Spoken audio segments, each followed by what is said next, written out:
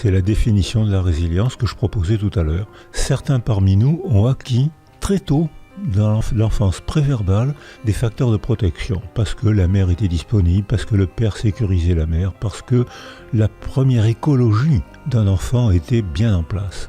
Le malheur arrive, ils utilisent les facteurs de protection qu'ils ont acquis au cours de leur enfance, et le geste, c'est de ça frappe dans la main, je souffre, le coup je l'ai reçu, mais j'affronte, et je rebondis, et je développe un autre développement. Alors que ceux qui, très tôt dans l'enfance préverbale, les 2-3 premières années de la vie, ont acquis des facteurs de vulnérabilité, mère malheureuse, père violent ou absent, ou guerre, ou précarité sociale, les causes du malheur insidieux, on ne se rend pas forcément compte. Ces enfants ont acquis des facteurs de vulnérabilité. Quand le même coup arrive, ils ne peuvent pas rebondir parce qu'ils n'ont que des facteurs de vulnérabilité entre eux. Et ceux-là, ils sont cassés.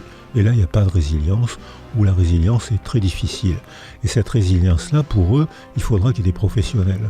Alors que le premier, le même événement, ils vont le surmonter parce qu'ils sont capables ils ont acquis les facteurs de protection. Donc il y a une très grande injustice psychologique face au trauma. Il y a des enfants ou des adultes qui rebondissent et qui affrontent. Le coup, on le reçoit, le coup, on l'a reçu, mais ils affrontent plus ou moins bien, alors que ceux qui ont été vulnérabilisés au cours des premières années de leur vie, ils n'ont pas l'équipement pour affronter.